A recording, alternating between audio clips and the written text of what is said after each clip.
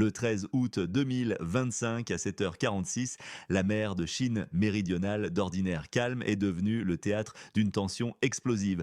Un destroyer américain de classe Harley Burke, l'USS Higgins DDG 76, s'est retrouvé au cœur d'une confrontation glaciale avec un groupe de navires de guerre chinois près du récif de Scarborough, un atoll corallien âprement disputé. Le monde a retenu son souffle, conscient que l'avenir immédiat de la géopolitique mondiale se jouait sur cette étendue d'eau. Une étincelle, un seul mouvement mal interprété aurait pu embraser la région Indo-Pacifique avec des répercussions incalculables pour le commerce, la sécurité et la paix mondiale. Question à vous, écrivez-nous d'où vous nous regardez, pays et ville.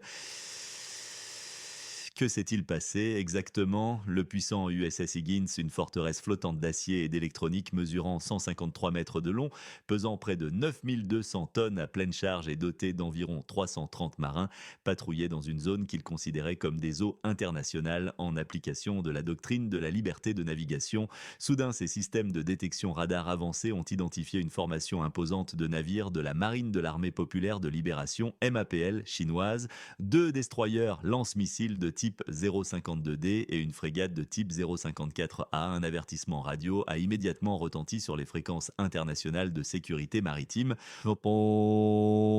La voix, en anglais hésitant mais d'une fermeté incontestable, a martelé: navire de guerre américain, vous êtes entré illégalement dans les eaux territoriales de la République populaire de Chine. C'est une violation flagrante de notre souveraineté nationale. Quittez la zone immédiatement et cessez toute activité provocatrice. Le commandant du Higgins a maintenu son cap, fidèle aux ordres reçus et à la doctrine américaine de liberté de navigation, pilier de la politique maritime américaine pour la préservation des voies de communication mondiales. En réponse, les navires chinois ont répliqué par des manœuvres agressives et dangereuses, se rapprochant à des distances jugées critiques par les protocoles de sécurité navale internationale. Ils ont coupé la proue de l'USS Higgins à plusieurs reprises et l'ont talonné sur ses flancs, créant un sentiment d'encerclement calculé. Bien qu'il n'y ait eu aucun contact physique direct, la tension à bord du destroyer américain était palpable, les équipages étant en alerte maximale. L'incident s'est finalement terminé sans affrontement armé après plusieurs heures de ce jeu d'équilibriste à haute intensité. Cependant, il a laissé derrière lui un océan de récits contradictoires. La Chine a rapidement affirmé avoir expulsé avec succès le navire américain de ses eaux territoriales souveraines, une victoire propagandiste. Les États-Unis ont rétorqué que l'USS Higgins avait simplement accompli son parcours prévu, sans dévier ni être intimidé.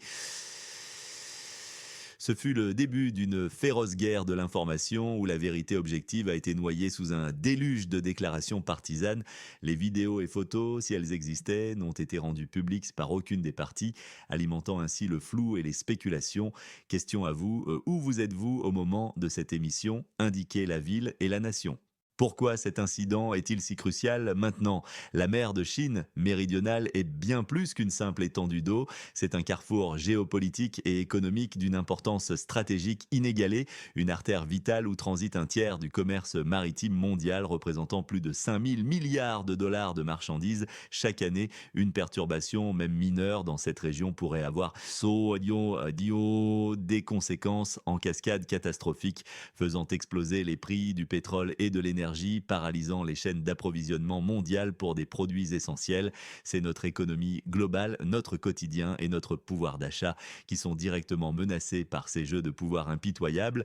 Le récif de Scarborough, à peine visible et parfois submergé, est au centre de revendications chinoises tentaculaires, lesquelles sont pourtant jugées illégales et sans fondement par le droit international. Pékin revendique la quasi-totalité de la mer de Chine méridionale, délimitée par la fameuse ligne en 9 traits, empiétant sur les zones économiques exclusives, ZE, des Philippines, du Vietnam, de la Malaisie et du Brunei, nations qui fondent leurs droits sur la Convention des Nations Unies sur le droit de la mer, CNUDM. Pourtant, Pékin refuse catégoriquement d'entendre raison ou de se conformer aux décisions de justice.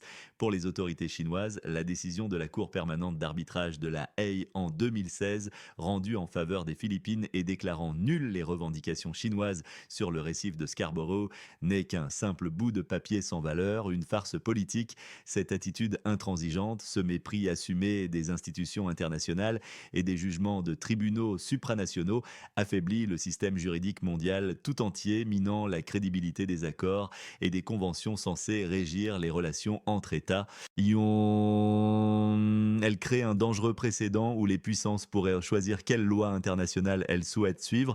Quelles mesures ou sanctions uniques, selon vous, pourraient réellement changer la donne en mer de Chine et obliger Pékin à reconsidérer sa position? Soyez précis, les États-Unis, de leur côté, insistent avec ferveur sur leur droit inaliénable à la liberté de navigation, qu'ils considèrent comme une pierre angulaire de la stabilité maritime globale. Ils se posent en garant autoproclamé des routes maritimes internationales essentielles au commerce et à la sécurité mondiaux. Mais cette posture déclarée est aussi un moyen stratégique de contenir l'expansion chinoise dans la région Indo-Pacifique, freinant l'ascension de Pékin comme puissance maritime dominante et défendant l'ordre international libéral. Les manœuvres chinoises observées lors de l'incident avec l'USS Higgins, selon des sources des services de renseignement occidentaux, ne sont pas des actes spontanés, elles sont préalablement entraînées et relèvent d'une stratégie délibérée et méthodique, souvent appelée stratégie du salami ou zone grise, visant à tester la détermination américaine, à éroder progressivement la présence navale des États-Unis et de leurs alliés et à affirmer l'hégémonie de Pékin. N'y a-t-il pas une ironie amère à voir deux puissances mondiales, dotées des arsenaux militaires les plus sophistiqués, jouer à ce jeu dangereux en mer, chacune refusant de céder le moindre terrain? Chaque seconde de cet incident a été un pas de plus dans un jeu où personne ne voulait être le premier à cligner des yeux. L'USS Higgins, avec son système de combat intégré Aegis, capable de suivre et d'engager des centaines de cibles simultanément, et ses canons Phalanx CIWS pouvant décharger 5000 projectiles par seconde, est une machine de guerre conçue pour une supériorité navale totale. Il est équipé de lanceurs verticaux pour des missiles Tomahawk, standard SM-2, SM-3, SM-6 et des capacités anti-sous-marines, mais les navires chinois ne sont pas en reste et représentent une force grandissante. Les destroyers type 052D sont dotés d'un arsenal impressionnant incluant des missiles anti-navires supersoniques WIG-18 capables d'une portée de plus de 500 km ainsi que des missiles anti-aériens HHQ-9. La puissance de destruction combinée de ces forces en présence est terrifiante, capable de transformer des flottes entières en épaves en quelques minutes. C'est une danse macabre au bord du précipice où une seule erreur de jugement pourrait tout embraser, déclenchant une conflagration régionale qui pourrait rapidement devenir incontrôlable. Les États-Unis affirment avec force soutenir la liberté de navigation et le respect du droit international, mais officieusement, ils rassurent leurs alliés régionaux, des partenaires stratégiques cruciaux comme les Philippines, le Japon et la Corée du Sud sur la garantie américaine, une promesse implicite de soutien militaire en cas d'agression. Cette garantie vise à maintenir la cohésion de leurs alliances et à projeter une image de puissance inébranlable, capable d'opérer simultanément sur plusieurs fronts, malgré l'attention et les ressources déjà mobilisées par d'autres crises géopolitiques majeures, telles que le conflit persistant dans un État voisin de la Russie ou les tensions récurrentes au Moyen-Orient. Ils cherchent à maintenir leur hégémonie navale non seulement par la force, mais aussi par la diplomatie et le renforcement des partenariats. La Chine, quant à elle, défend avec une ferveur quasi religieuse ce qu'elle appelle son territoire sacré, insistant sur le fait que le récif de Scarborough et d'autres îles et îlots de la mer de Chine méridionale font partie intégrante de sa souveraineté immémoriale. Pour Pékin, le récif de Scarborough est une zone sous contrôle effectif, une réalité qu'elle a établie par des moyens variés, y compris la présence continue de navires garde-côtes et de la milice maritime. Leur objectif est clair, renforcer leur statut de puissance régionale incontestée et affirmer leur droit à la souveraineté sur des eaux qu'ils considèrent comme leur cour arrière. Certains analystes occidentaux suggèrent même que Pékin, par ses actions assertives, teste délibérément la détermination du président Trump, connu pour son style imprévisible et sa politique America First. Il pourrait chercher à mesurer sa réaction, à évaluer jusqu'où il est prêt à aller pour défendre les intérêts américains et de ses alliés. Parallèlement, cette rhétorique anti-étrangère et ce discours nationaliste servent un objectif interne crucial, galvaniser le soutien national autour du Parti communiste chinois et de son leadership, en présentant la Chine comme une victime de l'impérialisme occidental et en renforçant l'unité face à une menace extérieure perçue. Ils tirent également des leçons pragmatiques du conflit en cours dans le pays sur le continent européen, notamment en observant les tactiques de guerre hybride, la résilience face aux sanctions économiques, l'efficacité des drones et la mobilisation de l'opinion publique. Ces enseignements sont méticuleusement analysés en vue d'éventuels futurs conflits, notamment celui hautement sensible concernant Taïwan, une province que Pékin considère comme sécessionniste et promet de réunifier par la force si nécessaire. Pour des agences de presse de renom comme Reuters qui s'efforcent d'offrir une information impartiale, l'absence troublante de photos ou de vidéos officielles publiées par les deux côtés suite à l'incident est révélatrice. Ce silence visuel rend la vérité insaisissable, presque intangible et donne un avantage considérable à la narration contrôlée par l'État. Mais c'est une guerre de l'information où la vérité est une arme stratégique délibérément obscurcie ou manipulée pour servir des agendas nationaux. À qui faites-vous confiance pour obtenir des informations fiables sur la mer de Chine méridionale dans un tel contexte de désinformation généralisée? Nommez un média ou un expert, l'histoire regorge d'analogies terrifiantes et de précédents qui résonnent sinistrement avec la situation actuelle. En 1962, la crise des missiles de Cuba a mis le monde au bord du gouffre nucléaire, un moment où l'humanité a frôlé sa propre destruction. Les États-Unis et l'Union soviétique s'affrontaient alors sur des interprétations juridiques de la souveraineté et de l'interdiction de déploiement d'armes offensives, une épreuve de force où la communication directe et secrète, ainsi que la volonté de reculer face à l'abîme, ont finalement prévalu. Aujourd'hui, nous revivons une tension d'une intensité comparable, non pas avec des missiles nucléaires directement menaçants, mais avec des forces navales conventionnelles d'une puissance destructrice colossale et de nouveaux acteurs aux motivations complexes. La doctrine américaine de containment, endiguement des puissances rivales, n'est pas nouvelle. Elle a été articulée par George Kennan et a guidé la politique étrangère américaine pendant la guerre froide. Elle visait l'URSS hier, cherchant à freiner son expansion idéologique et militaire. Aujourd'hui, elle est clairement réorientée vers la Chine, perçue comme un concurrent stratégique majeur menaçant l'ordre mondial libéral. D'un autre côté, la vision chinoise de la mer de Chine méridionale comme son espace vital, un concept fondamental pour sa sécurité et sa prospérité, rappelle étrangement la doctrine Monroe des États-Unis, proclamée en 1823, qui visait à empêcher toute nouvelle colonisation ou intervention européenne sur le continent américain. La Chine se considère également comme une victime historique des puissances étrangères, ayant subi un siècle d'humiliation, Opium Wars, traité inégaux, invasion japonaise de la part des puissances coloniale. Cette mémoire historique est profondément ancrée dans l'imaginaire collectif chinois et alimente sa rhétorique de défense de la souveraineté. C'est un cycle sans fin de méfiance, de revendications historiques et de manœuvres stratégiques, un tango dangereux où chaque pas de l'un est perçu comme une menace par l'autre. Quel événement dans le secteur maritime est sous-estimé par les médias alors qu'il représente un risque croissant pour la stabilité mondiale? Expliquez pourquoi. Les actions récentes précédant et suivant l'incident de l'USS Higgins sont particulièrement alarmantes et témoignent d'une militarisation accélérée de la région. La Chine a intensifié son activité militaire de manière significative tout au long des mois de juillet et août 2025. Cela s'est manifesté par des patrouilles quotidiennes de sa marine et de ses gardes-côtes dans des zones contestées, des exercices à balles réelles simulant des scénarios de combat naval et aérien, des simulations de débarquement amphibie et des survols quasi quotidiens des zones d'identification de défense aérienne ADIZ de Taïwan et des Philippines. Les Philippines, petit archipel pris en étau, ont été contraintes de réagir. Elles ont signé des accords d'accès élargi aux bases américaines dans le cadre de l'Enhanced Defense Cooperation Agreement, EDCA, et ont diversifié leur partenariat sécuritaire, menant des exercices navals conjoints avec l'Inde pour la première fois. Le Japon a également renforcé ses patrouilles en mer de Chine orientale et méridionale et a mené des exercices conjoints avec les Philippines et d'autres nations alliées, démontrant un alignement stratégique de plus en plus consolidé face à Pékin.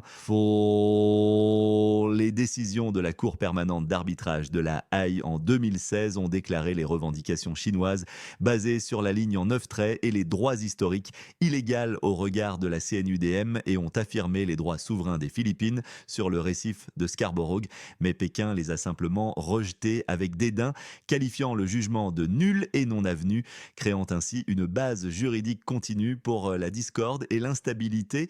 Les incidents se sont multipliés de manière exponentielle ces 10 dernières années. Les collisions délibérées entre navires garde-côtes chinois et navires philippins près du second Thomas Shoal en 2020, avec leurs versions contradictoires, en sont un exemple frappant et répété des tactiques de zone grise employées par la Chine, créant un risque constant d'erreur de calcul. Alors que nous réserve l'avenir dans cette poudrière maritime? Plusieurs scénarios se dessinent. Le meilleur, bien que fragile, serait une désescalade continue. Les deux parties poursuivraient leur jeu de nerfs sans jamais franchir la ligne rouge d'un affrontement direct. Des canaux de communication secrets et robustes seraient établis pour gérer les incidents en temps réel, évitant une escalade majeure. Des efforts diplomatiques concertés, peut-être sous l'égide des nations Unies, de l'ASEAN ou d'un groupe de nations médiatrices pourraient mener à l'établissement de codes de conduite plus stricts en mer, réduisant ainsi le risque d'erreur fatale. Des discussions sur une gestion conjointe des ressources pourraient même être envisagées. Le pire des scénarios serait qu'une collision accidentelle, une manœuvre interprétée comme une agression directe ou un tir non intentionnel mène à un échange de tirs immédiat. Cela dégénérerait rapidement en un conflit naval régional d'une ampleur dévastatrice. Les alliés des États-Unis, notamment les Philippines et le Japon, seraient entraînés dans le conflit. La Chine pourrait bloquer ou menacer des routes commerciales vitales, transformant la mer de Chine méridionale en une zone de guerre interdite au commerce. Les prix du pétrole s'envoleraient à des niveaux stratosphériques. Les chaînes d'approvisionnement mondiales s'effondreraient et l'économie mondiale basculerait dans une crise sans précédent, provoquant une récession mondiale sévère. Le conflit pourrait alors s'étendre à d'autres points chauds régionaux comme Taïwan ou la péninsule coréenne. Le scénario le plus probable est un statu quo tendu, une paix armée précaire. Les incidents se multiplieraient, devenant plus fréquents et intenses, mais resteraient toujours sous le seuil du conflit armé direct. La guerre de l'information s'intensifierait, chaque partie revendiquant la victoire morale. Les tensions deviendraient une nouvelle normalité dans la région, avec des risques constants et calculés d'escalade. Les pays d'Asie du sud-est continueraient de jongler avec leurs alliances et leurs intérêts, cherchant un équilibre précaire. Mais il y a aussi l'inattendu, le signe noir. Face au risque croissant d'une catastrophe mondiale, un groupe de nations non directement impliquées dans le litige, l'Union européenne, l'Association des nations de l'Asie du Sud-Est, ASEAN, ou des puissances moyennes comme l'Australie, pourraient proposer une initiative diplomatique majeure et audacieuse, une nouvelle loi de la mer ou un acte d'Helsinki pour les océans, inspiré par les accords d'Helsinki, pourrait être négocié. Cette initiative viserait à forcer les deux parties à respecter un cadre juridique international clair et contraignant pour la mer de Chine méridionale sous la menace de sanctions économiques et diplomatiques concertées et unifiées. Qu'en pensez-vous que ces tensions pourraient éclater en un conflit ouvert? Précisez le mois et l'année avec une brève raison. Dans ce jeu dangereux de la géopolitique maritime, qui gagne et qui perd? Selon leur propre propagande, la Chine gagne si elle parvient à affirmer avoir expulsé les navires américains de ce qu'elle considère comme ses eaux, renforçant ainsi sa revendication de souveraineté et son image de puissance régionale incontestée. Les États-Unis, eux, gagnent si leur destroyer accomplit sa mission de liberté de navigation sans être expulsés ou contraints à changer de cap, confirmant ainsi leur engagement envers le droit international et leur leadership mondial. Mais les vrais perdants, ceux qui paient le prix le plus lourd, sont clairs. Premièrement, le droit international et les institutions multilatérales voient leur pertinence minée et leur autorité affaiblie par le mépris flagrant des grandes puissances pour les règles qu'elles ont elles-mêmes contribué à établir. Deuxièmement, les pays de la région, en particulier les Philippines, sont pris en étau. Ils sont de simples pions dans le jeu d'autrui, contraints de faire face à des dilemmes économiques et sécuritaires insurmontables. Leurs zones de pêche sont menacées, leurs droits souverains ignorés et leur développement économique potentiel entravé. Troisièmement, l'économie mondiale tout entière est en danger. Toute escalade, même mineure, menace les routes commerciales vitales, impactant directement l'approvisionnement en énergie, les prix des biens de consommation et la stabilité financière globale. Une interruption majeure pourrait entraîner une récession mondiale dévastatrice. Et bien sûr, la paix mondiale est la plus grande perdante. Chaque incident, chaque provocation, chaque manœuvre dangereuse est un pas de plus vers une catastrophe potentielle, un risque grandissant d'un conflit qui pourrait avoir des répercussions incalculables sur la vie de milliards d'individus et l'avenir de la civilisation. La méfiance s'enracine, les lignes de communication se tendent et la fenêtre pour une résolution pacifique semble se rétrécir. Comment ces puissances définissent-elles la ligne rouge en mer de Chine, celle dont le franchissement déclenchera une réponse militaire? Abonnez-vous à notre chaîne pour un décryptage honnête, approfondi et sans filtre des tensions mondiales. Activez la cloche des notifications pour ne manquer aucune de nos analyses critiques, de nos reportages exclusifs et de nos débats d'experts qui explorent les enjeux géopolitiques complexes de notre temps. Votre soutien est essentiel pour nous aider à continuer ce travail de journalisme indépendant et à vous fournir des informations vérifiées et des perspectives nuancées. Partagez cette vidéo avec vos amis, votre famille et sur vos réseaux sociaux si vous pensez qu'il est temps de faire entendre la vérité, de stimuler la réflexion et de contribuer à une meilleure compréhension des défis qui façonnent notre monde. Votre engagement est notre plus grande motivation. Laissez votre avis, vos questions et vos propres analyses en commentaire ci-dessous.